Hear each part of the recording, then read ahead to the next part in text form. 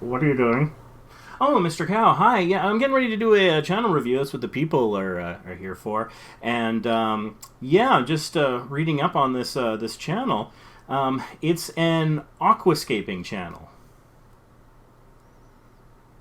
Do you know what aquascaping means? I have no idea. Well, neither do I. So, is that like water fixtures in the yard, like landscaping, but for water? Or would it be like in the ocean? Or would it be like aquariums? I have no idea. Well, me neither. It's interesting, though. It says here there are very few good channels in the niche that talk throughout. So this person's decided to do it a bit differently. It's a visual hobby, and sometimes talking distracts from that. So there's no talking, just a few subtitles when necessary. And they've got music from Epidemic Sound, so that's good. They're smart about that already. Yeah, so that's a little different. No talking, huh? Yeah. Yeah, this is, I think this is going to be a challenge. Yeah, a lot of your shtick ain't going to work on this one. You're always talking about transcribing captions and stating your why. And if you never talk, you never get to do that. What are you going to do? That's a good question. I'm not sure. I think this is probably, not wanting to prejudge it too much, I think this is going to become a numbers game. So, yeah, stay tuned and we'll see what happens. Yeah, good luck with that. I'm out of here. Well, isn't he helpful?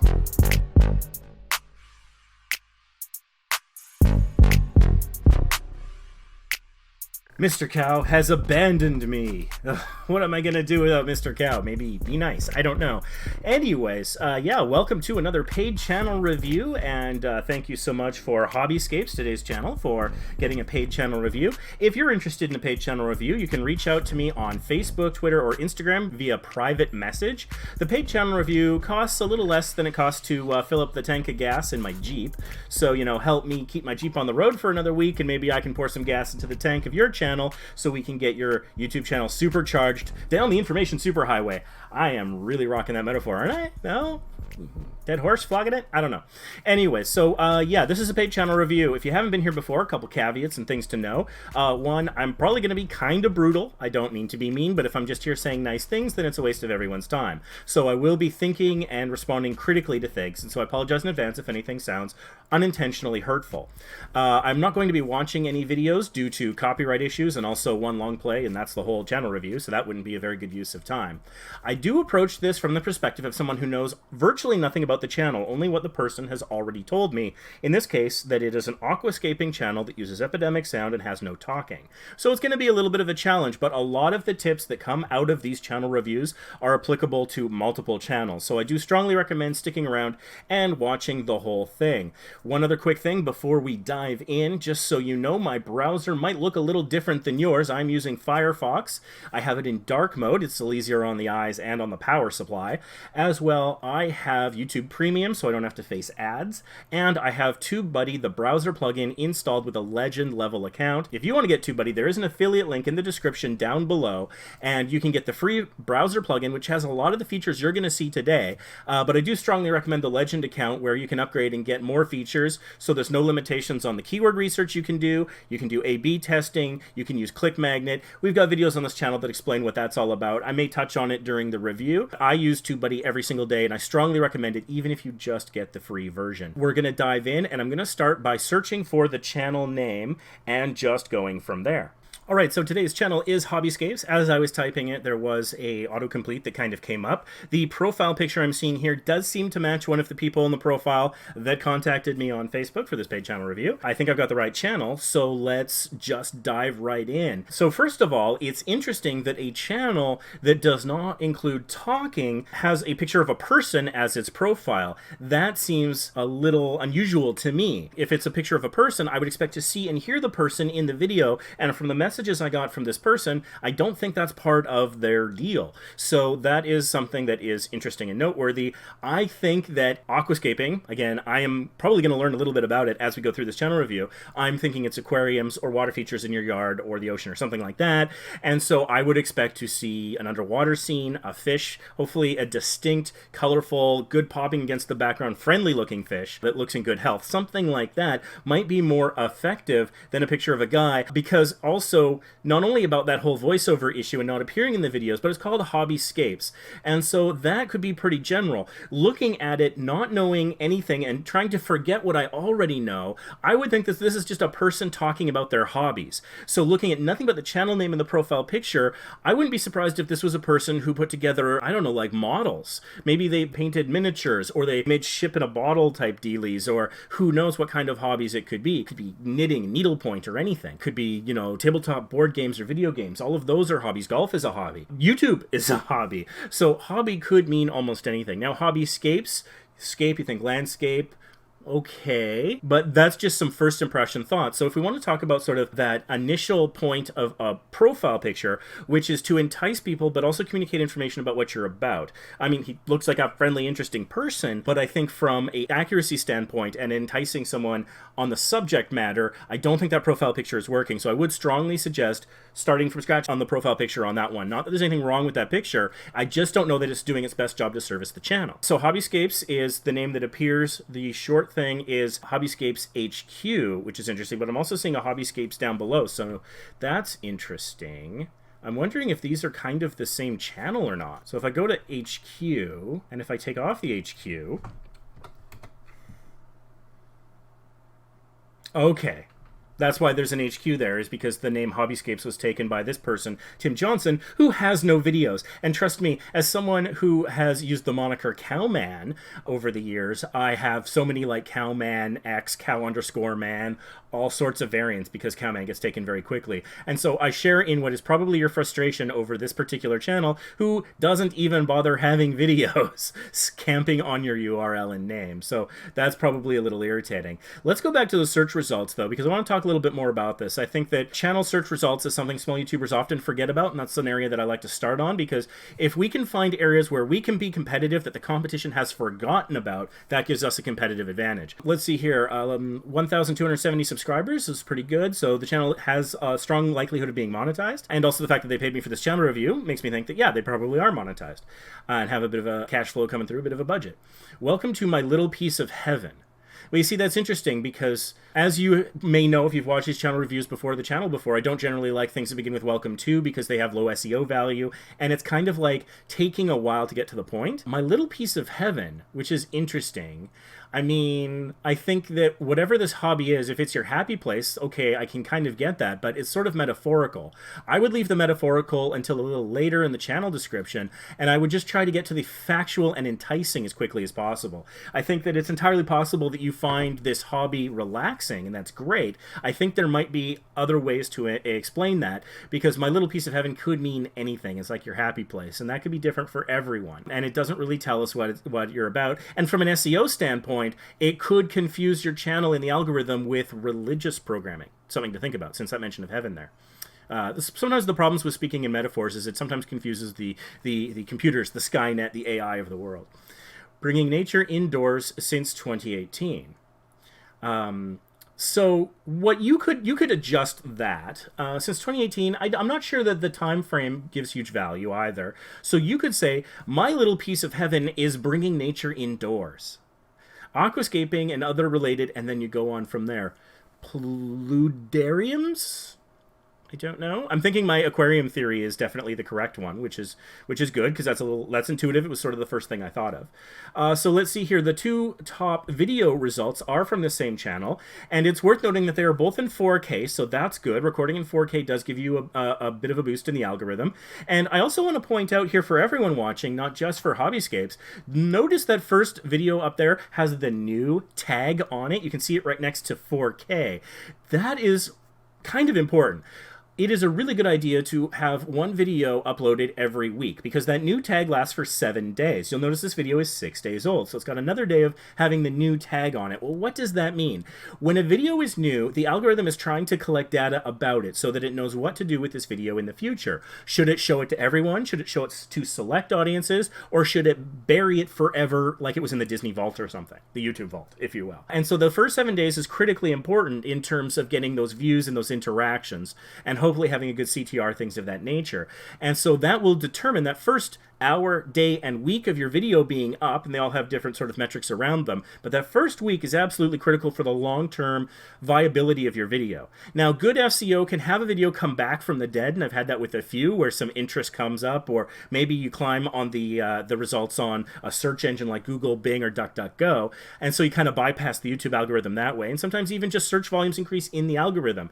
If a particular product or event or something that you made a video about suddenly becomes something that people are very curious about, and so that can drive some traffic later, but it's not something you can count on. And so for that first week, why is that first week so important? For one thing, I would say that you don't want to have more than one video within the first 24 hours, because then they kind of compete with each other for the notification squad views, and so those are people who are subscribed to notifications on, but they could be all over the world, and so if they're at work or they're sleeping when your video goes out, then YouTube basically gives them 24 hours to come check it out. The first hour is important for those people who are just rabid fans, and it gives you view velocity. But the first day, the first 24 hours, is that sort of that notification metric of a really good idea of what percentage of people who got the notification are actually watching it, because they've had a full day's opportunity to get the notification and make a decision if they're going to watch it or not. So I would not have more than one video out per day, because then you start competing in that against yourself. But you can have, more. You can have one per day. But no more than that, and so in a week you could have 7. But each of those videos, it's very important that first week, if there are comments, to go in and heart the comments that are good, reply to every comment, pin a favorite comment, things like that. Make sure that you're doing your targeted social sharing, things like that, in that first week, and that you're responsive, and that will help maximize the advantage you'll get out of that new tag, which is just so critical. It's the first impression that YouTube forms about your video, and so first impressions are important. So I just wanted to point that out sort of for everyone. So this channel, they have a video from 13 days ago, a video from 6 days ago. It makes me think that they probably have a schedule, whether it's public or private, where they release a video every week, and that is a very good strategy. So let's take a look here. Still fighting algae, 3-day blackout. I think that's interesting. I don't know about the SEO value of those particular terms. They're probably, the first one's probably good, I don't know. But my understanding is that there was probably maybe a power outage that resulted in an algae bloom that is being combated, or maybe a blackout, like a way of going dark with some of the lighting or heat or something, is a way of fighting algae. I don't know. But it's interesting. It's an intriguing title. If this was a field that I had more interest in than I do, I would probably check that out. Let's see the description. Still struggling to get this tank back on track. I'm trying a 3-day blackout to fight the green fuzz algae that took over the aquarium. That's really good. If that is the entirety of the description, though, and there's no 3 dots, so I suspect that it is, it's a really good start, but you got to do more than start. So one of the things that I really recommend is flushing out your description and adding more to it. There's a lot of different ways you can do that. You can basically, if you do have a video where you talk, I know they don't in these videos, you can just transcribe what you said or paraphrase. In this case, you could just go over what they can expect to see over the 5 minutes, or you can let it inspire you to ramble about the subject matter. It could just be free-flowing, whatever, stream of consciousness, but talk about the subject matter of the video. This will help with SEO in some important ways. One of the recommendations I just got from a fellow named Nicholas, who's in our Facebook group, which I strongly recommend. You can find it at facebook.com/groups/smallYouTubersBoost. Nicholas, one of our members there, recently reviewed one of my channels. One of the feedback he gave, and I think it's a good one, is you should strive for at least 1,000 characters in your description. And 1,000 characters is a couple of paragraphs. It's not necessarily a full essay, although full essays are great, actually, for SEO. But I think that bulking up the description, if indeed that's all there is, you're off to a great start. Roll with it. And if you are struggling, you could perhaps ask for some help from something like ChatGPT. Say, please write a YouTube video description about fighting algae in an aquarium using a 3-day blackout, and see what it comes up with. Correct any errors, try to make it your own, let it inspire you. Whatever degree of change you want to make to it, that might be one way of very quickly, especially if you don't have a lot of time or a lot of ideas, or maybe you're just not comfortable writing, that might be a way of kind of moving things along without getting into the whole problem of programmatically created content, which is a whole other thing. Looking at the second one here, small aquarium setup for betta fish step by step. That looks really good. I suspect that that's really probably pretty good SEO on those. Let's see here. Small aquarium setup for my betta fish Nereus. His previous aquarium setup was about 7 months old and doing great, except and this is pretty good. Then mentioning the name of the fish that early on, I might mention it a little bit later in the description, but honestly, that's a pretty good description start. So I think that's solid. And I think for somebody interested in the subject matter, would do a decent job of enticing them. Now, looking at your thumbnails, the first thumbnail of the video result here is pretty good. It is not readily apparent that the top and the bottom is of the same place. Now, when I look at the text, it says 2022 and then today. However, that text isn't looking totally great when it's scaled down. The stroke that you have around it has gotten so thin that it's becoming pixelated. One alternative to that would be to put a little box, not much larger than the text, but behind it is a layer, so that you just let the white pop against that color. It may be like a dark green or something might be thematically good here, I don't know. Maybe play around with that a little bit. You could also increase the thickness of the stroke so that when it scales down, it doesn't get so pixelated. But I think the background, putting a little box behind it, is a good idea. In fact, looking at the bottom of my screen right now, this other channel where they have scapes and they have the green behind it, I'm talking about something like that, actually. And so you might want to consider something like that just to make the text pop without facing that kind of thin pixelation issue, because when that happens, it doesn't look as good. It looks like it's maybe been print screened, copied and pasted. I don't know, because that can result in, artifacts and things like that. And small pixelation can present as artifacts when things are scaled down. It sucks. It's frustrating. I've struggled with it, since like 98 when I first put up my first website. But that box trick is one way of dealing with that. And so it's also interesting that another channel does show up, and it's HobbyScapes Highlight. Welcome to my little piece of heaven. Oh, what is that? I'm the proud owner of... Is this also your channel? It's interesting that it begins with the exact same sentence. Let's check that out. Okay, this is very similar. Okay, I'm guessing... Oh, okay, here. Okay, it is your channel. Okay, cool. Yeah, I think that my description, or my channel description feedback applies equally to this channel. And so you kind of get into 2-for-1, because I'm talking about 2 channels here. And you immediately pivot to the proud owner thing. Again, yeah. I'm thinking... something early on is like, if this is a shorts channel, this focus specifically on shorts, I know a lot of YouTubers, shorts is still very new, a lot of people are experimenting, people are worried that shorts might take away from long form content. I haven't seen compelling evidence to support that, and also it's just changing day by day, so I think it's a little early to have a lot of strong conclusions. So I don't know that that's a huge risk, but if this is a shorts channel, you call it highlights, that's cool, but what I would say is in the intro, you could say something like, aquarium shorts. Just those 2 words early on, so people know from this search result exactly what they're going to be getting right away. And then talk about being, what you own, possibly. So, okay. I'm glad that my little slice of heaven was consistent branding and not plagiarism, because that was my concern. So you can plagiarize from yourself. That's just being consistent. That's called consistency. Stealing from other people, that's theft. So I'm glad that you're not doing that. So that's great. Now... the name scores a good, and you're pretty committed to the name, I think. So, and that's fine. Good is not bad for channel name in terms of keyword score. I'm just looking at the Search Explorer, which is part of the browser plugin from TubeBuddy here, which again, if you don't have, click the link down below. Go get the free version. You can get this. You can get most of it, just not as many results, even with the free version. Let's see here. Planted aquarium, planted tank aquarium, aquascaping, fish tank, nature aquarium. All of these terms seem to be appropriate and pretty good. So I think that YouTube has a really good sense of what your channel is about. I think that's great. So largely my feedback on the search results here is just about your profile picture. I think that, yeah, maybe taking this HobbyScapes thing, but putting it with a fish would be the way to go. Now, I don't think this is a channel trailer. This is something that's standing in lieu of a channel trailer. And for a channel trailer, it would be a little on the long side. Unless you have some very specific things that are being explained in detail that are interesting with quick cuts, channel trailers should usually be 30 to 90 seconds.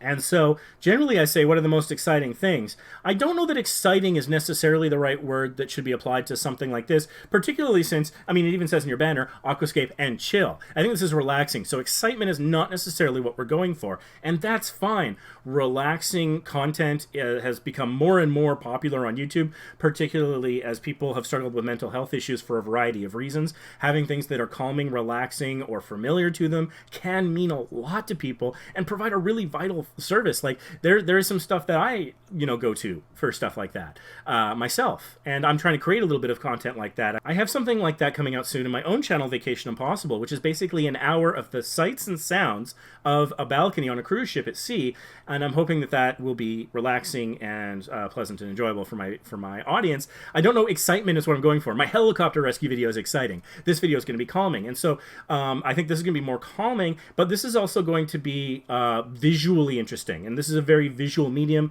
Your message to me made that very clear. So for your channel trailer, were you to create one, I know you already have Epidemic, so you can use that for music, which is great. And so what I would recommend is some relatively quick cuts of some of your best shots, some of the things that are most visually stunning. If your fish did something interesting, that would be great as well. But I'm thinking, yeah, go for the visual on a channel trailer if you were to create one and have one here. But in the meantime, you have a video from 6 months ago that's standing in as a channel trailer, which is good as a stand-in option for people who are watching if you don't have anything set as a channel trailer. It's a free view, it's free watch time, and it's accepted on the platform. It doesn't really annoy people the way autoplay ads do, because this is just normal. So don't miss out on something that has been normalized on the platform. So let's take a look at the banner here. And so the banner has a major disconnect from the profile picture. Whereas the profile picture is a person in full color, this is monochromatic with just 2 colors added as sort of logoing. And so it's interesting. And so you've got the HS there. So I guess that's part of your logo. It's kind of nice. Again, you've got some of the pixelation around the circle. So there might be a way to address that. Maybe, again, make that stroke a little bit thicker. Might be one way of making that pixelation not so bad. And so that's fine. You may be tempted to make that logo your profile picture. I would actually advise against that. Again, other than just having the little plant in the corner, it's not really making clear what it's about. So something that is a fish. Now you've got these sort of drawn fish, and one of them in quite a lot of detail that might have actually been like a picture that you did some Photoshop work with to make it look like a pencil sketch, or maybe it's a pencil sketch, I don't know. The eye makes me think it's a sketch. Anyways, though that's nice and it's fine for your banner, but I think for the profile, I think you want to go for color. One of the things that I'm always conducting basically free market research whenever I can. Like, I'm the guy at the back of the movie theater when the credits start to roll and everyone takes out their phones. I'm looking at what social media platforms they're all opening. Are they all going on their Messenger, WhatsApp? Are they going to Twitter, Instagram, Facebook, YouTube? What are they going to? And so I'm like, how are they using it? And so, like, this is my life. This is what I do. And so one of the things that I did is I was at a party for a friend of mine, and off to the side, there was a very young child who they'd set up at a computer to watch YouTube with some headphones on, and just to keep them amused. And I was watching carefully what he was deciding to click on. And I even had a chance to ask him a little bit later about some of his click choices. And so one thing I had noticed is there was a picture of a bunch of bright, colorful balloons. Or maybe it was candy. I don't know. They were circles that were colorful. And so I wasn't really sure what they were. And he wasn't either when he clicked on it. But above and below it were some of his favorite licensed characters, Paw Patrol and like Thomas the Tank Engine or something. Very young child. And so I said, like, why'd you click on that and not the other ones? He says, I like the colors. But don't you like Thomas? Don't you like Paw Patrol? Oh, yeah, but I'd really like those colors. And I thought that was really interesting that people were more interested, admittedly at a young age, but can you be more honest and in touch with yourself than as a child? And so he was just honest. He was like, yeah, I like the colors, and that's what I like. I'm not apologizing for it, and I'll tell you. And that's great. I love that honesty.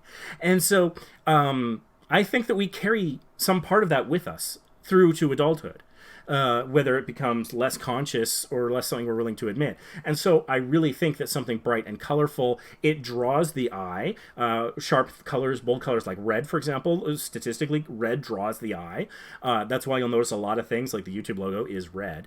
And there's also, you might want to consider looking into the psychology of colors, because there's some interesting things about, like, if you really want to go for the calming thing and you want to go for the aqua thing, maybe your logo should be blue.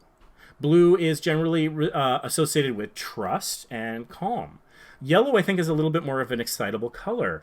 And so while it has a good contrast here, you might want to keep the color, but it's just something to think about of the psychology of colors. It sounds a little crazy, but if we can get into the heads of our audience, or more importantly, our potential audience, then that can be a huge advantage. So that's something to think about. But generally speaking, I do like your banner. It's very nice. It has, other than that pixelation issue, it has a good sense of professionalism about it. The font is pretty good, but the font to me is reminiscent of Halloween.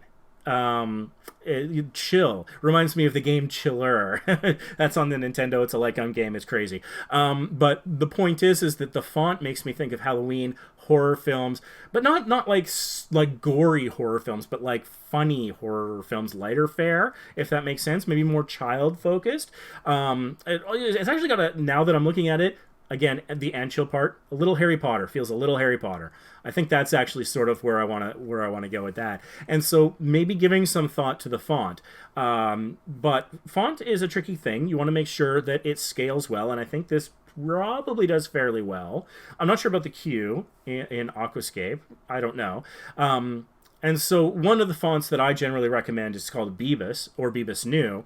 They scale really well, and so tons of YouTubers have been using it for years. I actually read about the font and its scalability in Scientific American in the magazine when I was waiting to fly back from Hawaii one day. But so it's like scientifically, that's a good font. That having been said, if everyone's using it, you might want to consider something with a bit more personality to stand out, but you really want to avoid brush scripts or anything that's too thin. This is neither of those, and so in that sense, it's a good font.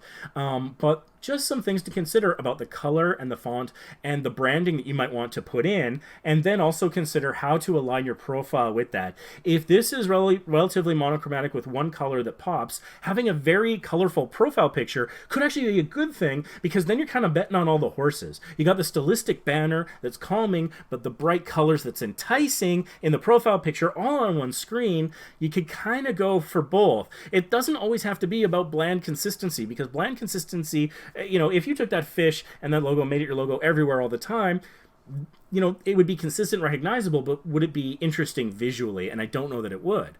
And so I think that having those two, I think a juxtaposition like that could work for this kind of a channel. Now, one thing I notice here is you have no social links up in the banner, which is interesting to me. Before I reveal to myself what kind of social links you may have, you might not have just enabled them for your banner, or maybe you don't have any. If I was a channel like this, I think that I would also try to be active on Instagram and TikTok. Those are the two that I'm thinking. Not so much Facebook. Facebook is a good place to share, but I wouldn't create necessarily original content for Facebook so much, because Facebook is a conversational dialogue platform. Instagram's a visual platform. This is visual content. You made that very clear in your messages. And so I think amazing shots, perhaps with the color saturation and vibrance up a little bit to make them a little bit more catching to the eye, and also to combat compression from when you upload to Instagram anywhere else. I think you have some great pictures. I think you could have good reels. Like you have your shorts channel. That content could be also uploaded to TikTok and as reels on Instagram, maybe Facebook as well. It wouldn't hurt. But I'm thinking that one of the things that I actually like to talk about every now and then, I haven't talked about it in a while, and I think for a channel like this, it's important because, again, I can't talk about, expressing your why or transcribing your videos. You got that one hand tied behind my back, but that's okay. I like a challenge. It keeps it interesting. I like to talk about the funnel. This is a funnel.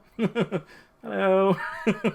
And so what is the metaphor of the funnel that I like to use? Okay, so we've got our funnel here. And so at the top of the funnel, what I would like to think of is all your various social media accounts. You can have Twitter, Instagram, TikTok, Facebook, LinkedIn, whatever it might be up here. And you could also, I think, for something like this, for this kind of a hobby, I wouldn't be surprised if there aren't some message boards that could be a big opportunity for you as well. Maybe a subreddit or something where hobbyists gather to talk about the challenges they have with algae and things like that. And so maybe Facebook actually would be a good place, because that's where that conversational, it sounds like some of your content is helpful in terms of like how to deal with algae, how I'm dealing with algae. So yeah, no, even Facebook groups could be a big one. But what ultimately I think you need to have a focus, a focal point. You drive the people through the social media to your end point. What's your end point? I suspect your end point here is YouTube. And so all of your other social media should link to your YouTube and should try to drive traffic towards it. This is your end goal. I think that one thing that happens when a creator realizes or starts thinking about where can I promote my content, potentially for free, where would I promote it? The possibilities could be incredibly overwhelming. And so you're like, Twitter, Instagram, TikTok, all this kind of stuff. And it could just seem like so much work. And you're like, do I let that work get in the way of my content creation for YouTube?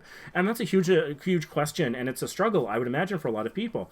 And so if you keep in mind the funnel, that you are using social media to funnel your traffic to one specific place, then you can hopefully prioritize your content appropriately. And you can also look at your traffic sources and see, after you try a couple things, am I actually getting traffic from these places? And what is the degree of effort that needs to go into it? If it's something like just sharing your latest video on Twitter every time you publish, that's just a couple of clicks. That's no problem. That's really low effort. You could keep doing that even if it doesn't work, on the hope that one day it will, or that people might use that as an alternative to notifications, because notifications don't always work. They could just have alerts set up for you on Twitter or something. That's low effort. But possibly taking the time to customize images, take photos, still pictures, put them on Instagram, write descriptions, use the appropriate hashtags, things like that. That's a little bit more time invested. And so if that gets between you and creating content for YouTube, it may or may not be worth doing. But I think for content like this, you could probably get some really nice visuals, especially if you're willing to play around with the vibrance and saturation a little bit to make those colors pop, that it could be visually interesting for people on Instagram, both hobbyists and novices, I think. So let's go check that out, your About page here. And there's none. Oh, interesting. You're from Ireland. That's cool. You did mention that English, I think, was your third language. And so I wasn't sure where you'd be from. But Ireland. Okay. That's kind of cool. Not at all relevant to the channel review necessarily, but I think that is kind of cool. I suppose it might be relevant if you perhaps wanted to talk about, and again, whether it's verbal or just by presenting and with on-screen text possibly, or just showing, like maybe a local store that you get your products from. That might be something. Things that you can, that if you're looking for revenue streams, if you're using a product or you're featuring a product, you can, I'm pretty sure that Ireland has an Amazon affiliate, and I think they're part of the sort of expansion where basically, like, if you have a link to even like Amazon US, like I use Amazon US links even though I'm Canadian, but if someone goes from there to the Canada site and to a couple, I think like 7 others, I still get credit for the sale, even though it was through a US link. It's something that's come up over the last year or so that makes that whole process a whole lot easier. So if you're showing products, if there's something that helps you fix an algae problem, if you're showing a particular tank or things like that, and you want to possibly generate revenue, you could put affiliate links. And yeah, if you go through the sort of the program, they could be like local links that you might be working for, that you might be purchasing from, that could work for you to share with locals that you might know. Maybe you're in a local hobbyist community or something, but also internationally, you'd probably still get credit for those sales. So that's something to consider. So let's see here. You joined in 2021 and you already have nearly 300,000 views. That is an impressive rate of growth. So my hat's off to you there. That's very good. You've got your email set up here, but it's masked appropriately, which is good for business opportunities. But you don't have any social links, and so that's interesting. So if you don't feel that you have additional bandwidth to take on other social media platforms, then I would recommend at least Twitter. I think Twitter, just because it's easy. You just sign up for an account in the name of your channel, and as you already encountered, people get that channel name, so you're going to want to lock down those usernames as quickly as possible. Even if you don't do anything with them, even if you don't link them, go sign up for every social media platform you can think of in the name of HobbyScapes to lock it down, so you don't end up HobbyScapes HQX47 or something. In the event that in the future you want to use those platforms. Lock it down. Protect your brand. And go in and maybe upload like a matching banner and profile picture, things like that. I would suggest after tweaking your profile picture, I strongly recommend a change to the profile picture for branding purposes. So if you're already active on those platforms, add them here and put some of them in the banner. Just to flush everything out, give people alternative, because someone might come to your YouTube channel, but I mean, people are fickle. Facebook has fallen out of favor with certain generational dynamics, demographics. And so if people prefer just scrolling on Instagram or TikTok or something, you might want to consider being there as well. So if you're already there, definitely link it up. If you're not there yet, look at something that you have the bandwidth to support. And like I said, I think for the potential for strong conversion would be Instagram and TikTok, because I think those are very visual mediums that would match your content fairly well. Just shoot some things in landscape, like for your shorts, and put that on TikTok, maybe Instagram Reels, but also pictures, I think, could be really key on Instagram. That might be worth a little effort. If you don't have any bandwidth, at least sign up for Twitter, so that every time you publish, just click that share to Twitter button, and there you go. And that's at least something. And so one of the things that sometimes factors, not so much on YouTube, but some other places, Instagram, Facebook, for example, is when you are on multiple platforms and there's branding consistency and consistency of content, then you might be more likely to get verified. Now, on YouTube, it's a function of subscribers, and on Twitter, you pay for it because it's ridiculous. But on some of the other platforms, it is still based on that sort of logic. And also, again, if I were a company coming to possibly do business with you and maybe send you a free aquarium, maybe a very expensive aquarium, a brand new product or something, maybe hoping that you'll feature it, maybe not review it because of the lack of talking, but feature it at least, and sometimes that's plenty, especially for some hobbies, that could make sense, then I think that seeing that you're active on multiple platforms would make me more confident in working with you, because I would also figure that I'll get a little boost on those other platforms as well, because the video that I maybe sponsor you to create, you'll probably share socially on those platforms as well, but also just shows that you're a little bit more well-rounded and active in the social media space, and that maybe I want to partner with you on Instagram, but I discover you through YouTube. So that's some of the ways of keeping those doors open. And I don't think that there's much risk of drawing traffic away from your YouTube channel if that's your concern. I don't think those social links work in that particular way. It's generally people looking for more, and so they probably already consumed quite a bit, and they'll probably come back to your channel as well. So description: welcome to my little piece of heaven, bringing nature indoors since 2018. Which is interesting because your channel was created in 2021. And so I know you've probably been in the hobby since 2018, but the channel hasn't been around that long. But it doesn't take much for a little disconnect to make people suspicious. It sucks, but it's the way of the world. It's like people come to Small YouTubers Boost and they're like, why should I listen to you? You hardly have any views. And I'm like, yeah, on this channel, on my main channel, I have over 1 million. And then I have to hope that they keep their mind open enough that they follow along that journey, and that can be frustrating sometimes.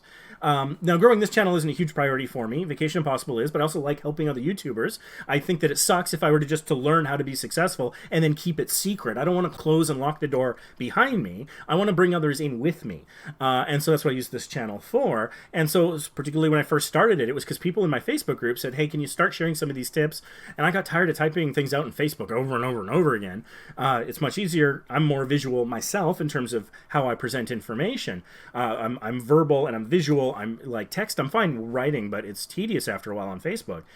Teaching people one by one isn't efficient. If I can make a video help a bunch of people, great. And that's what people wanted, because then I can also show the visuals as I do it, things like that. And so that's why I created it. And people are like, oh, they're making all these assumptions. And so I would like to think with a channel like yours, you probably don't get a lot of hate comments, but you never know. Any fandom, any community has those toxic people in it. So by mentioning the 2018 and it seeming like a visual disconnect from when the channel was created, any disconnect like that, people jump to the wrong and most fearful, negative, accusatory conclusions. And so to avoid that, I don't know that it's worth mentioning how long you've been in the hobby for necessarily. And one thing I forgot to mention in the sort of the preamble, obviously any suggestions I make during these videos are free to use by anyone who's watching. So just want to put that out there. You don't have to credit me or anything. It'd be nice though. It'd be cool. Remember me when you're famous. Feel free to link to our various accounts anytime you like. But of course, all these suggestions are free to use. Aquascaping and other related builds. Paludariums, Terraniums, Wabikusa. I'm probably saying all of that wrong and butchering it. I apologize. Just a nature lover sharing my creations with the world. Enjoy your stay, and hopefully you'll subscribe and join me on the journey. I think that's nice. I think you could dive a little bit more into it, and in so doing, you'd bulk up the SEO value of this channel description. I think you give some examples, but like, for example, reading this, I wouldn't necessarily expect to come to this channel to see how to deal with an algae problem. And so you could, you're following the rule of 3 in terms of the related builds there, which is cool. And you can do another related 3. It's like, here we will show you, low-end to high-end aquariums, fish enjoying their natural or their simulated natural habitat inside your home. We'll show you some of the best equipment to use and how to troubleshoot, little problems like an algae bloom or something like that. And so by doing that, you flush out telling people what you're about, and you also get those SEO keywords in there. So I think that that might be worth doing. Again, it doesn't have to be Shakespeare. It can be relatively stream of consciousness. If you're really, really struggling, you can go to ChatGPT to kind of get you started. Better if not, but if you're stuck, then that can work. Let's go back here to the channel and see what's up. So the first thing interesting you have here is an incomplete playlist is what I would call it. Incomplete in the sense that playlists generally have, as you can see down here, you can have 6 videos displayed on desktop. And so I generally don't recommend a playlist appearing on your home screen until it has at least 6 videos. It's not ready for prime time, would be my thinking. Let's see, aquarium, aquiels, measurements, 50 liter, light, filter. Okay, and you say what's in it. I mean, this is not a bad description, honestly, and you're getting a lot of keywords in there, intentionally or otherwise. So that's pretty solid. I think people in the hobby would probably appreciate it. The thumbnails are pretty good-ish. In this first one here, though, Nano is covering up the fish a little bit, so I would consider moving the text up a little bit because, you know, covering up something that's on your ceiling and out of focus doesn't matter. That's lost space anyways. And bringing the fish down a little bit. Now, one thing I have noticed is that sometimes sharing videos on Facebook, it doesn't properly frame the thumbnail fully.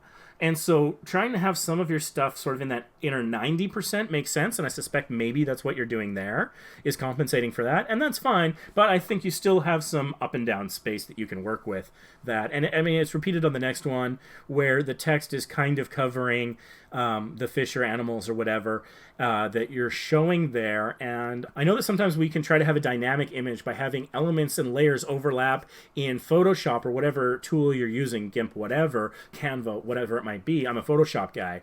But sometimes I think our urge to make it look dynamic or show off sometimes comes at the detriment of people seeing what they want to see and also putting your best foot forward and enticing people. So I think that this is pretty good, but that's just something to think about in terms of those thumbnails. And yeah, I don't know that this playlist is ready for your homepage yet. Shallow Nature Aquarium, low tech. I like this. Version 2 of the Shallow Aquarium. I don't know about version 2 right at the beginning of your description, because then people feel like they're coming in late to the party. They didn't see version 1. Okay, it's not your first effort, but I don't know that has value. So I would move mention of version 2 to later in the description. Start off with the shallow aquarium, you know, and then just go from there.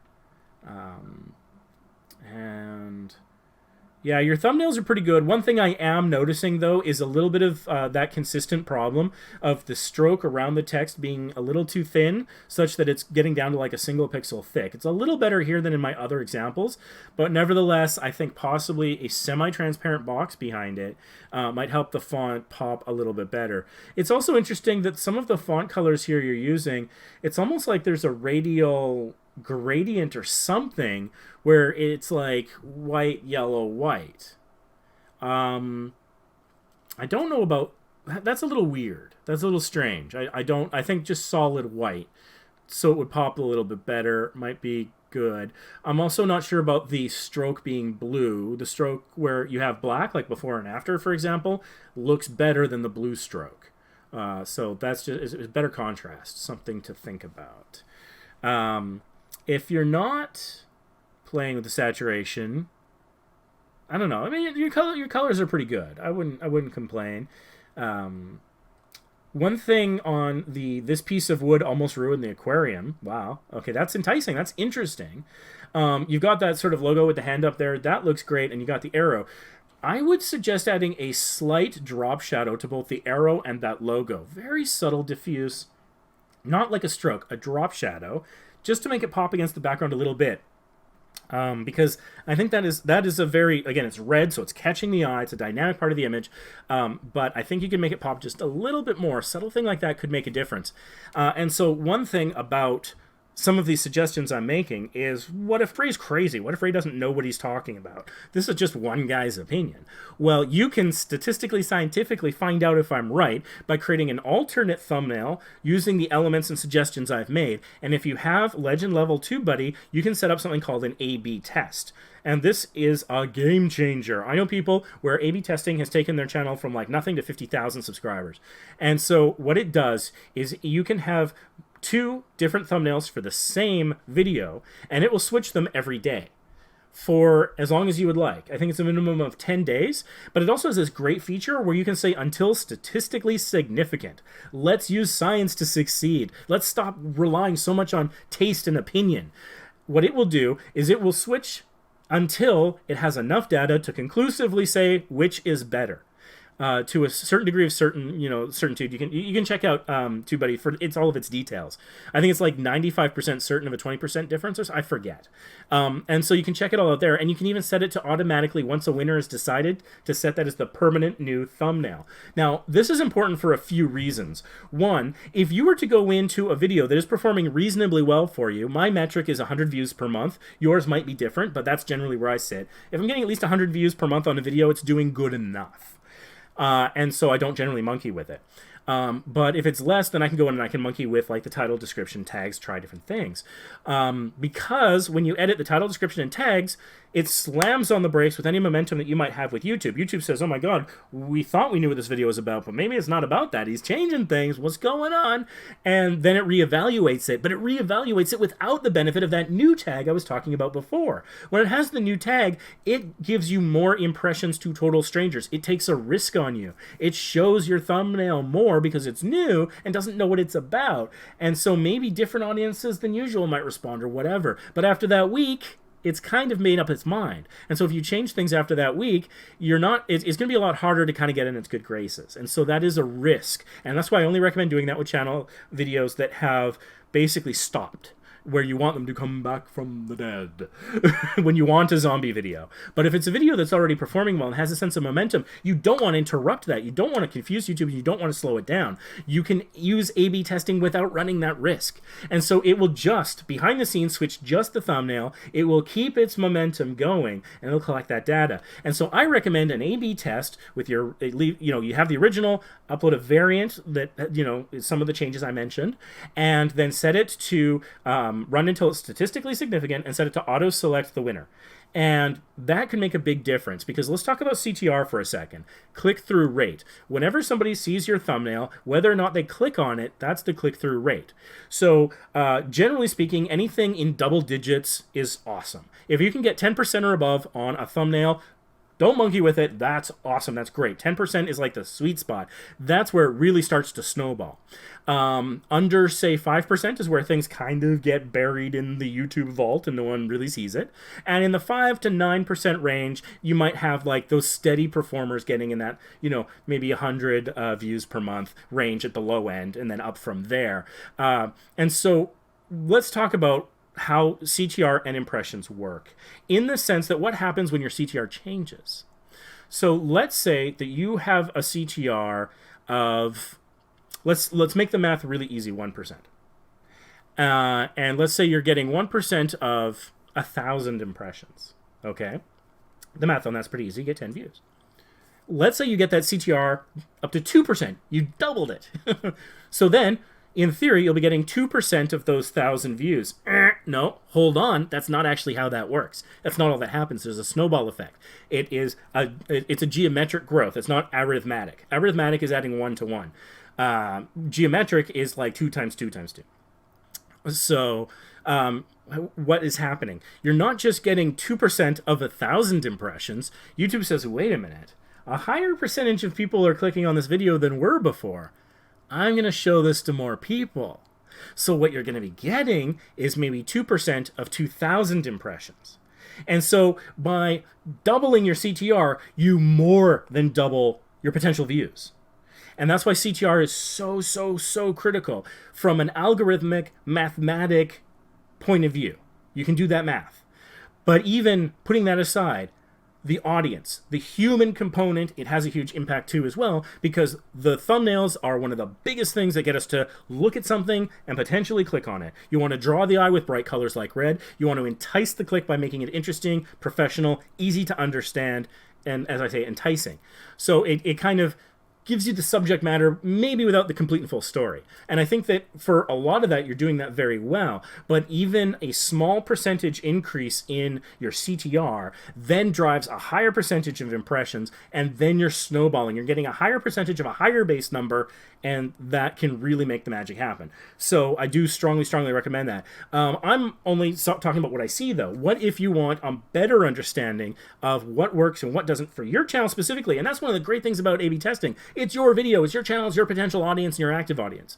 So it's going to be customized to you. My opinion doesn't matter against that data. That data is better than my opinion. Believe it before you believe me. Maybe I'll just give you ideas on what to experiment with to load into that. But there's another way. I'm just talking about here and there, but what if you've got other thumbnails and you're not really sure? There's also the click magnet function, which you also get at Legend Level TubeBuddy, where it will analyze your last like 50-odd thumbnails and tell you what works and what doesn't, and break it down. Close-ups, medium, long shots, what works better? Text, no text. If you have text, what words work better? If there's a face, if there's a facial expression.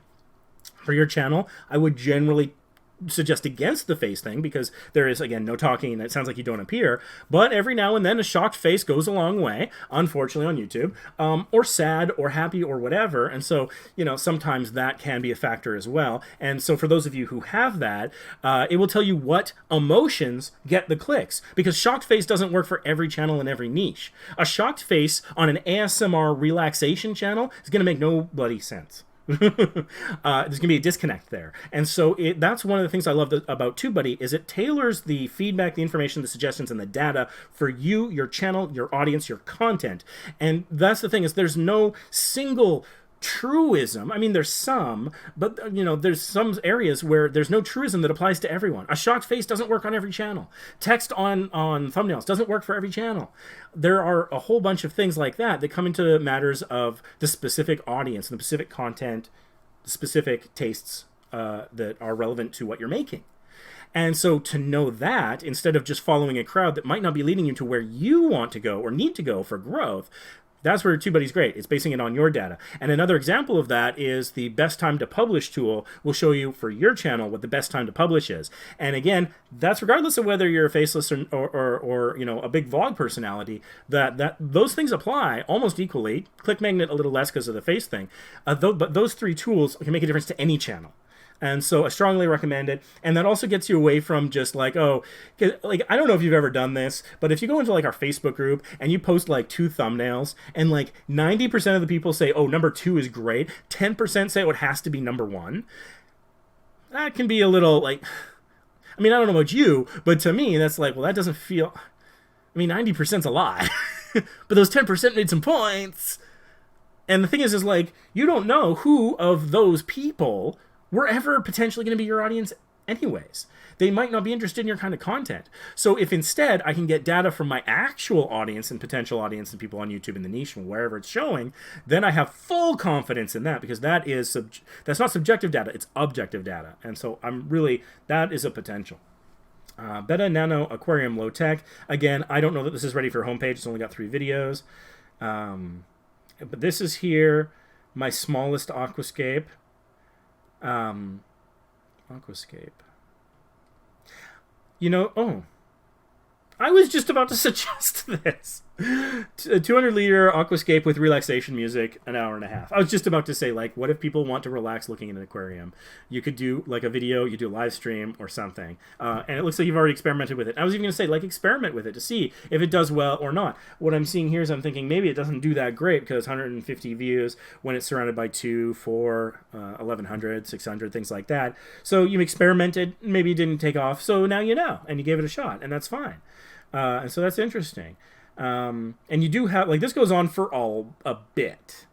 And so I think that I would remove all the playlists that do not have at least 6 videos on them and wait until they do have 6 videos, then consider putting them there. I also think that a top videos and a newest uploads playlist is a good idea. That way people who maybe don't subscribe or they're not logged in or something, or they're on a friend's computer, whatever, and they're just like, hey, I want to see if there's a new HobbyScapes video, they can just see maybe right at the top or right at the bottom, somewhere that's easy to go to quickly. Oh, here's their latest uploads. And the top videos, it can be good for the impression that you make on other YouTubers, on people who care about numbers, on companies and things like that, or just people who are like, okay, what's this channel best known for? What's their best work? And unfortunately, the world tends to have a bias towards success. And what that means is they may assume that your best video is the one with the most views, and that's not necessarily the case. I'm sure many YouTubers watching this right now have felt this. You make the video that you love, that you put the most effort into, that you knew would be amazing and do well, and it gets 100 views. And the video that you just slapped together quickly because you felt obligated to make it because somebody requested it or something gets, 10,000. And you're like, what is even going on? But maybe the thumbnail on the second video was a little brighter, more colorful, a little bit more interesting. Maybe the title was a little bit more searchable, things like that. So as creators, we know that a view count is not necessarily a measure of quality. The average audience member, on the other hand, may not feel that way. How many people out there only listen to the top 10 songs? If it never got to the top 100, maybe they've never heard the song. That doesn't mean that those are the best songs. It just means they're the popular songs.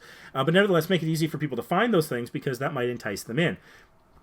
And even with the perspective of us being a small YouTuber, leading a small YouTube community, when I first started checking out, for example, Pat Contry's channel, one of the things I went to after watching a couple of his videos where he collabed with AVGN, and I watched a couple of his Pat the NES Punk videos, right before I made the decision to subscribe, I looked at his most popular videos to see what some of the stuff he had done. And after watching a couple of those, that was when I subscribed. And I can't imagine I'm the only one who might think that way as an audience member, even when I know better. But I just that was like my sampler. Okay, let's see the big collab. Let's see a couple recent videos or something. Let's see the big stuff. Okay, I'm definitely in. Let's subscribe. Now I'm like a true fan. I go to conventions to see the guy. I buy his books. Listen to his podcast, So that's basically my feedback here. I think that it's some not aquariums. I like that. That's a cool that's a cool name. I like that, not aquariums. And there's some cool stuff there. I like the font there. That's a good font, particularly on these last four. And I'm looking at the Paludarium pictures, and okay, planting and then hardscaping. Having this... they are slightly different. Okay, anyways. I think I see what you're doing there with the white and then the blue stroke and then the glowing blue. It's very kind of aquarium-like. And so actually here it's done fairly well, I think. I think these are good executions for the blue stroke and the glow. But I think that up here where there's more of a green motif going on, I don't think it's effective. I think it works better in... against the brown. It works great against the brown, the wood background, I think. So that's something to think about. You've got some pretty good descriptions. You got your playlist of playlists at the bottom. That's all fine. Let's take a look and see here. So recent videos. You're getting 300 to 500 views, which is not bad. 900, and then it starts to get up over time. Let's take a look at your popular videos. Interesting. So yeah, you got a before and after. The before is kind of hazy, like the swamp on Dagobah, if you get that reference. And then the second one's a sharper, brighter image. And so it's like, yeah, how did you go from this murky mess to this beautiful, bright colors? I can see why that's a very effective thumbnail. So yeah, that's pretty good. Dragon Cave Maintenance. Dark versus bright. Kind of go from there. That's kind of interesting. Let's see so I imagine you had some shorts here, quite a few, and you also have your shorts channel. So I'm not sure exactly what you're going for there, but this looks pretty good. A lot of people can't currently change their thumbnails for shorts, so don't have much to say about that, since we might not be able to do anything. Oh, okay. Well, now this is interesting. So you got a short with 29,000, 19,000, 11,000 versus your videos, which the popular ones get only up to 7,000. That is interesting. So I imagine that you're spending some time on the shorts shelf and it's paying off, which is interesting. So I, like many people, get suckered into cat videos. So if you look at my Reels feed on Facebook, it's pretty much nothing but cat videos. On other platforms, it's other things for reasons I don't understand. But when I think it comes to animals and hobbies, people binge without knowing they're binging. And I think that that's part of your advantage here. And I'm noticing here, though, a lot of bright greens. A lot of bright greens. So I think that it's about converting your shorts well to your long form. So making sure that, like, there's the remix function where you can go in for long form and then create a short out of it. And I think it links them. I haven't experimented with it personally, but that's something to consider. And obviously having... I know it's a little weird, but you can have end screens on your shorts, and so that could possibly also drive your subscriber count by having that as well. And thinking about, check the video in the description for how I did this. Having something like that in there, whether it's text or voiceover, which I know you're not too keen on. Some of your concerns were like English not being your first language and accents and stuff like that. However, a lot of people consider accents to be charming, and so I don't know that it's a detriment. I don't know where's a good place to get unabashed feedback. There's no A/B testing for accents necessarily and things like that. But sometimes I think people are like, oh, I hate my voice. They're not a good judge of their own voice. And so, I don't know. It might be something to consider, being brave and playing with if you wanted to. But no obligation, of course. You did a live video. Aquarium with relaxing piano music. That's interesting. And you got playlists. And so, yeah, again, fewer playlists on your home screen. I'm very curious to see how you're using your community tab. Well, look at this. A nice picture. Why is this picture not on Instagram? Tiny, friendly, very shy nano fish. It's great. I almost wonder if you could, it might be hard, but use the select subject feature in like Photoshop to like really get that fish out of there, and then like that could be in your logo, or you could just use it like set the background layer to black and white, and then the fish in color, so it could really pop. Like you could play around with it. Like this is a good image. Don't get me wrong. I'm not saying this.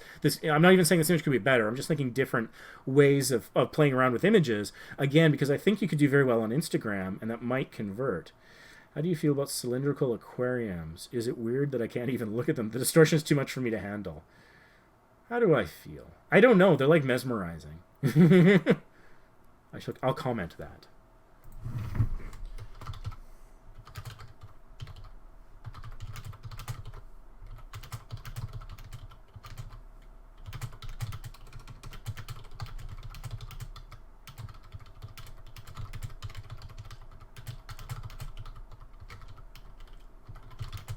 There. They're mesmerizing, but I'm not sure if it's in a good way or a stare at the accident on the highway kind of way.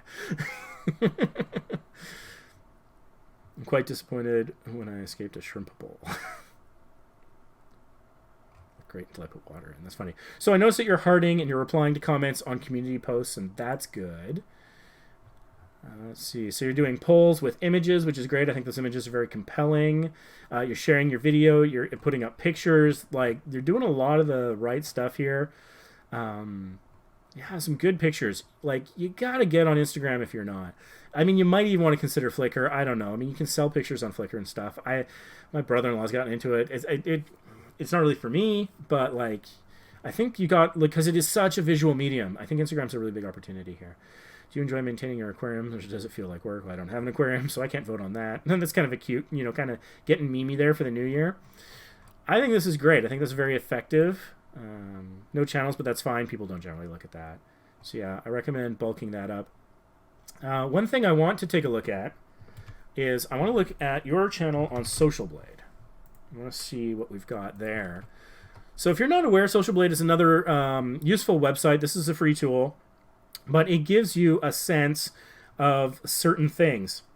For example, if you were not monetized, it would give you a clue as to what kind of monetization you can expect in terms of earnings. Now, keep in mind, I don't think that Social Blade has really accounted for shorts yet. So I think it's still attributing the earnings potential as if everything was long-form views. So as a result, especially with the channel that has a lot of successful shorts and less successful long-form content, I think that may be overestimating the potential earnings. So that's just something to keep in mind. But if you're not yet monetized and you're like, how much could I, if I was monetized right now, what could I be earning? There's a little bit of a sense of where you might be at. And so you're gaining 2 subscribers per day, and you're getting about 1,100 views per day, which is really solid view counts. But again, a lot of that is going to be shorts, and so that's a little limiting. One thing I notice here on Social Blade is they don't know your channel type. And so that is something that you set that at the video level. So I think that what you want to do is go into your videos, and again, don't monkey with anything getting more than 100 views a month, but as you're uploading new videos and going into those underperforming videos, there is a setting where you can categorize your video. And I would strongly recommend that you use it consistently for every single video. And that's how different resources like Social Blade and algorithms know what you're about. And so you want to make sure that you're categorized appropriately and consistently. And the fact that you're not here tells me that you maybe haven't always filled that out, or that you've used different ones at different times. Those things confuse algorithms. Let's not confuse Skynet. We want Skynet on our side. You're doing relatively well in your country, and I think that's worth mentioning, that like there's only 1,742 channels that are kind of higher than you in Social Blade's view. And so I think that that could be something that you could end up doing particularly well on. No channel type ranking because it doesn't know your channel type. So for example, you can get top lists by categories. Pets and animals, I'm thinking, is probably. Maybe how to. Science and technology, maybe. Education. I really think pets and animals. And then if you consistently use that, it'll start to show up, and that will help you in the algorithm. And not just the YouTube algorithm. Everyone's obsessed with the YouTube algorithm. And yeah, if you can magically make the YouTube algorithm work in your favor, fan-frickin-tastic. But it's not like that is a simple or easy thing to do. And so we want views from wherever we can get views, and that includes search engines. And so that's something to consider. And so with that in mind, I am going to just click on this video. I'm not going to watch it. What I want is the TubeBuddy panel to load here so I can see some things about this video. So you've got some comments here that you've been engaging with, but you haven't pinned a comment. And again, this is a minor thing, but one of the things I always say, like someone asked me the other day, what does boost mean? In Small YouTubers Boost, what does that word mean? We're talking about, among many other things, boosts in the algorithm. And one thing that I suggest small YouTubers target, along with other big things like SEO and titles, is what I call micro boosts. Micro boosts are when you do little things that have a little bit of an influence, but it's kind of a, you do it and you just do it quickly, easy, low-hanging fruit to get you a little boost. And one simple example of that is pinning a comment. When you pin a comment, what does that do? Because it does a couple of things. For one, it gives a signal to the algorithm. The algorithm, there was a leak years ago about the score behind the algorithm, where it actually was like, oh, the P score, I think, and it was actually determined like what kind of ads were shown and stuff like that. But they've released white papers and things like that about previous versions of the algorithm. And one of the things that contained was that, generally speaking, when someone used more of the features of YouTube, that gave them a small addition to those scores. Not major, small, micro boost. But when you do these little things consistently, again, it could be the tiny turnkey, the thing that gets you just up to the next level. And so that's one of the things that happens when you pin a comment, is you get a tiny little improvement to your algorithmic score behind the scenes. That's a micro boost. But what else happens? It also sends a notification to the person who made that comment. Depending on their settings, it might be a pop-up or even an email. And so that could draw them back to the video, getting you subsequent watch time and maybe additional views. As well, it gives them an opportunity to reply or say more. When you reply, they get a similar notification, but this also is another way. And so maybe, you replied, and then they, oh, I got busy, I forgot, and then they get, oh, I was pinned. And pinned is something also because it's a way of recognizing and acknowledging the interactive and top contributors within your community. So what you pin is ultimately up to you. Generally, I pin the first comment I like, but you could choose to pin the best one. You could change the pins, so you can kind of get a couple of notifications going out. Don't abuse it to annoy people. But like if I go to a video by Roberto Blake, who I admire, and I think he makes really good points, and I think he's someone that's good to learn from if you're curious about YouTube and business. And I like his personal story and his personality as well. And so when I make a comment and he hearts it, I get a notification, and I'm like, that's kind of cool. And when he replies, like, that's kind of awesome. If I were to ever get pinned, I don't think I have been, I'd be like, oh my god, that's amazing. Now he's a bigger creator, but the principle is the same. And so they took the time to comment so that you're acknowledging that theirs was a top comment. It's a way of forming that greater attachment to the audience. And again, with a channel where they don't see you and they don't hear you, the depersonalization makes that harder. And so it's all the more important that you do that in comments. And again, you're good at hearting and good at replying, but also pinning. I think it's one more thing that you can do to kind of overcome that disadvantage and get the microboost in the algorithm. And those things all can help. Let's take a look at your description here. Oh, you got buy me a coffee, which is interesting. So obviously you're interested in this generating a revenue. You've got some merch, which is kind of cool. Okay. But it's interesting that you don't have anything here about how they could buy the tank. I don't know if these are things that are sold on Amazon. If they're not, then you might want to consider possibly reaching out to the company and seeing if they have an affiliate program. Amazon affiliates do not pay well. At the best, you might get 5 to 10% on that, and that's if there's like a bonus on, and it's a particular category, and all this kind of stuff. The vast majority of the stuff on Amazon, you're going to get really small commissions on, like 3 to sub 2%, sub 1%. There's a thing that I actually consistently sell one a day. It's like a $20 product. I earn 50 cents off of that. The commission is not very high. But if you work directly with the company, for example, there's a company I work with as a medical product, I get a 10% commission off of that when I work directly with them and use a direct link. So maybe the people who make these aquariums, the companies that make them, they may have established affiliate program. You can just sign up on their website. You might need to reach out to somebody and ask if it might be an invite-only thing. But you might be able to get even a better commission percentage, even if they're not on Amazon. So it might be worth considering as a revenue stream. Because also, it's not just about making the money. In fact, it so rarely is. And when it works, it almost never is. What is it about? It's about making things easier for your viewers. If people see a product you're using to combat algae. I think you were doing it by turning off the lights. That's not a product, but let's say there was a product.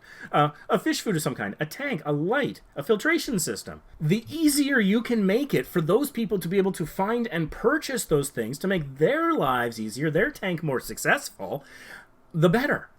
And the funny thing is, for Amazon, in case you don't know, for Amazon affiliates, I have a video on this channel where I tested out a lav mic and it didn't work. It didn't work at all. And so I basically was showing people that I'm honest, and I was being honest. I wanted to tell people, don't buy this thing. But I included an affiliate link in the description to the product. Why did I do that? A couple of reasons. One, people might be curious about it. Maybe they want to read the reviews. Maybe they want to see if I got a defective unit. Maybe they want to see if the reviews are all trash. Maybe I was really right, and maybe they find that interesting. Maybe they just want to look at it. Maybe they want to go look at it to make sure it's not on their Amazon wish list, and if it is, take it off. Who knows? But they click the link. Anything they buy within the next 24 hours, I get credit for. So there's a purpose for doing it for your audience, and there is a business, semi-selfish purpose for doing it for yourself. So there's a couple really solid reasons, whatever motivates you. And I think if it's the audience first, that's better. But regardless, and again, that can apply to anybody watching for anything. Even like, I think travel companies often have affiliate programs, although their percentages are like comically low, as I recall. That's why I've never signed up. So I notice here that I don't think you're doing a lot of social sharing. This video, it's been up for 6 days, and it has no likes on Facebook, no upvotes on Reddit. Was it even shared on Reddit? 'Twas not. There is a small YouTubers Boost subreddit where you can go to experiment. If you're not comfortable with Reddit and you want to learn how it works, you want to see how things display, if I share the link, or if I go in and I create a text with a link, or if I share it on the site versus sharing from the YouTube, share button. And again, this share button, look at this, Facebook, Tumblr, Reddit, Pinterest, Twitter. Most of these are pretty easy to use, sharing from that function. It's not a huge investment of time. But if you wanted to experiment, because Reddit can sometimes be a scary place, there was a travel subreddit I got banned from in 7 seconds. It had a couple of rules. It had a lot of rules, actually. But one rule was only share your original content. And another rule was never self-promote. I lasted 7 seconds because it's impossible to follow those two rules at the same time. And joking aside, I'm not bitter about that. I'm like, that's funny. That's a story I tell. If I was embarrassed, I don't think I'd be telling the internet that I did that. And so, it's important when you go onto the different social media platforms to go in, hopefully with the right frame of mind, not to take things too seriously and know where you're going. When you go to Facebook, you can expect maybe a little bit of contentious opinion and conversation. You're probably not going to get full-blown insults, generally speaking, because that's against Facebook terms of service, and they're pretty good at detecting some of the naughtier words. So Facebook's a little safer. Reddit, kind of a free-for-all. So a lot of people will tell you trash, but, you know, if you go with that in mind, then you know what to expect. And so only do it when you're in a mental space. At least that's my philosophy. I only go to these places when I'm in the right headspace to deal with them. And that's why sometimes it bothers me if somebody was just like, oh, you have to go check your Twitter right now. And I'm like, I'm not, you know, you got to deal with something in your Facebook group right this second. And I'm like, I'm not in the headspace for it right now. And that's why I have other moderators and things. But that's just something to think about.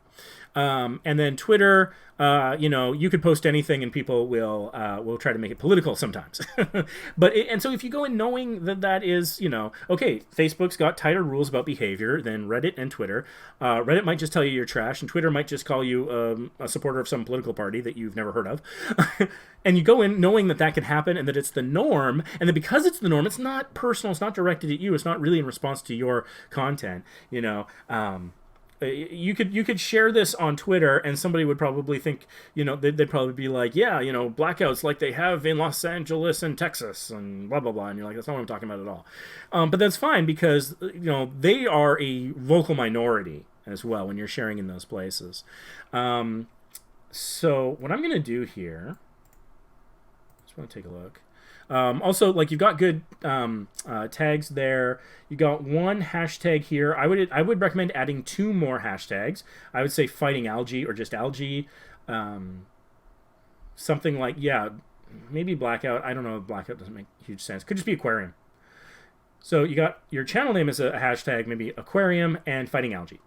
So let's just go and we're going to look at fighting algae.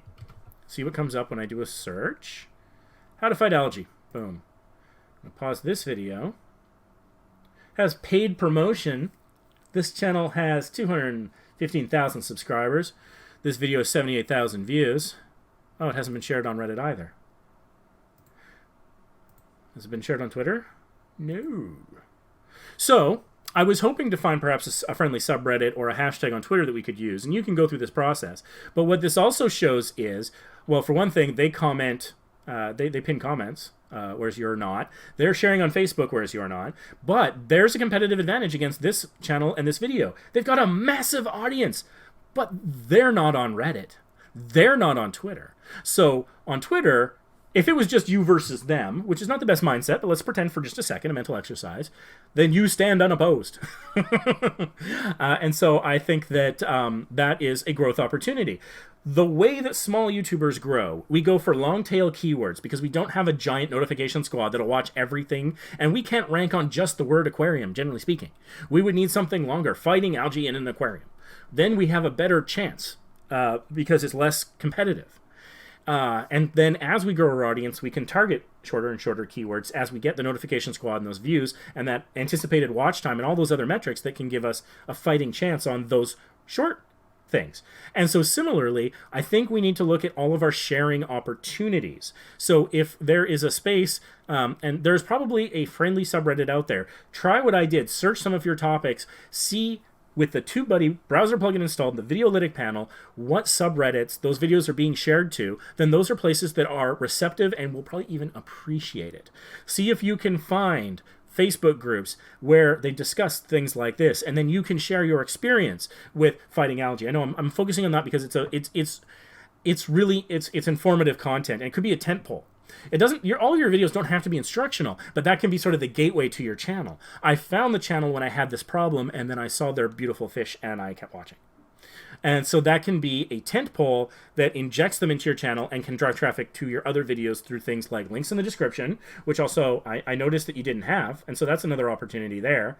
And so hopefully you have like info cards and end screens and all of that, but in the description, you got the Buy Me a Coffee, and you've got your merch, which is fine. That's really high up there. I think maybe before that, like, this is a tank. So what if you have a video about installing the tank? Or just some other video, or you could have a playlist. Referencing a playlist that the video is already in could be dicey. But you could say, like, oh, here is when we first got, here's a look at the aquarium when it was brand new. And so you can share a link here to that video. And hopefully in info cards and in end screens and things like that, you'll be able to further drive traffic to your channel. Because one of the things you're doing that I think can be smart is you have a hashtag for your channel name, and that can sometimes create associations. It's not in your tags, and that's fine. I actually wouldn't do that. Some people do that, but let's say that I came to this because I was fighting algae or something, and I saw in your video, oh, I'm going to try that. That's cool. Maybe I'm not at home right now. Maybe I'm on the bus or something and I'm watching this on my phone, or I don't know, wherever. And I'm like, okay, I'll try that, but I'm not going to try it right now. I'm going to try it later. But I'm still on YouTube and I got time to kill and I got my answer. What am I going to do now? What am I going to do now? Well, let's look at this recommended panel. And think about this for a second. Let's see what's being recommended to me. 2 of your videos are being recommended sort of in this first screen, but I'm also getting something I've already watched, a channel I watch quite a bit. I watch a lot of this stuff on A&E about like emergency responders and stuff. We get some Bistro Huddy, Drew Talbert. He's got, and the new tag is on there. That means something. That's why that's there. Look at the new tag is there. Don't want to harp on it too much, but if you can always have a video that's never more than 7 days old, that's awesome because it gets you in recommended more. That's what's happening there. But it's also, those recommended are based primarily, not solely, but primarily based on the last 100 or so videos I watched. So it's picking up on the fact that I clicked on this video and maybe 1 or 2 of your others, and so it's recommending it on those grounds. But it's really recommending a lot of stuff because I watch A&E, I watch Nemo's Dreamscapes, I watch Drew Talbert. I don't watch that next thing, but that's similar topic. And so if we can have more of those recommended be about you, because the other thing it's based on is sort of the metadata. And that creates some of those associations as well. It's tricky, because if I haven't watched much of your videos, and to think that is not based on subscriptions. I am subscribed to maybe 2 of those channels. It's not driven by subscriptions very much at all. It's really about what they watched last. So let's make it easier to go on a binge.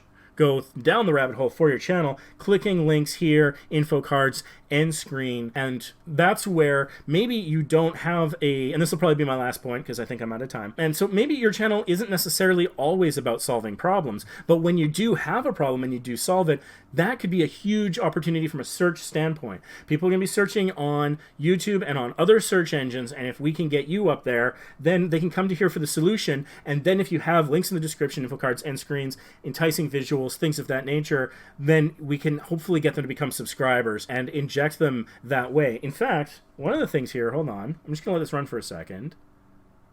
Yeah. Okay, there is a watermark, a branding opportunity that you're missing out on here, and this is important. So this is going to be my last point. Go into your channel settings, and if you have trouble finding it, our video on this channel about how to get 1,000 subscribers will show you.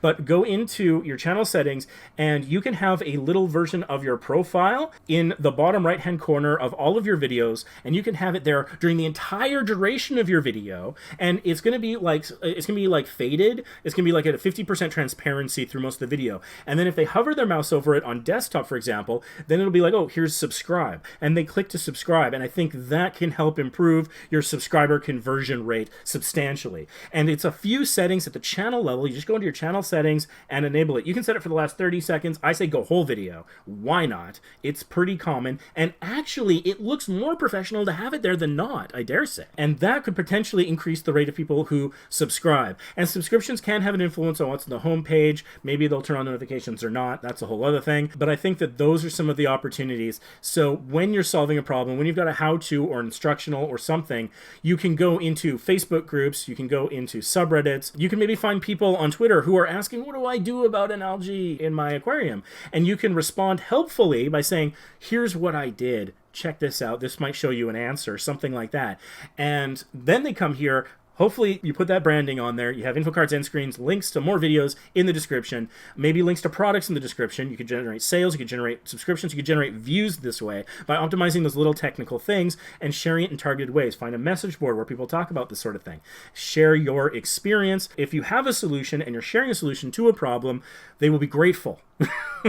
They will love you for it. It's not spam, it's helpful. It is the exact opposite of spam. Some people are hesitant to share their content. I don't want to be spammy, I don't want to annoy people. Those are good feelings, but realize that if your content solves a problem, then you could be a hero. You could get yourself a cape. You are a superhero. You are solving a problem. You could make their day. And so those are just some things that I recommend for taking this channel to the next level. Channel does have a lot of really good things going for it, but yeah, I recommend social sharing, setting up the watermarks, bulking up descriptions with links, maybe entering an affiliate program, A/B testing, all sorts of stuff. So hopefully you found this useful. Thank you so much for this paid channel review. Keeps my Jeep on the road for one more week. And as I mentioned before, if you're interested in a paid channel review like this one, what do you get? It's a video that lasts about 45 to 60 minutes, although I often have a lot to say and go longer. It will have a link to your channel in the info cards and end screen and the description, and it'll be full of tips like I just did. You can ask for something targeted. You could ask for me to focus on specific areas, or you could leave it open-ended and say whatever you want. For less than the event cost for me to fill up my Jeep with gas, we can supercharge your channel. So reach out to me through instant message on Instagram, Facebook, Twitter. Those would be kind of the ways to do it. I'm Small YouTubers Boost. Thank you so much for watching. Don't forget to check out some of the other videos on the channel. I really think this channel would get an advantage from watching our get your first or second 1,000 subscribers. That's really where we talk about putting in all those opportunities for people to subscribe from a technical standpoint. We also have a video on how to get 100 subscribers a month, 10 every day. The 10 every day one does cost some money. So if you're not got a budget, maybe skip that one. We've got a video about how to stay motivated. I don't think that's a problem with this channel, but if it is, I struggle with motivation. Getting my butt in this chair to record this video, I got to motivate myself too. So share some of my tricks on how I do that. We've also got videos on how to get more views and how to understand SEO as it relates to title, description, and tags. So check out all that great stuff. Join our Facebook group. We'll see you in the next channel review. Thank you so much for watching.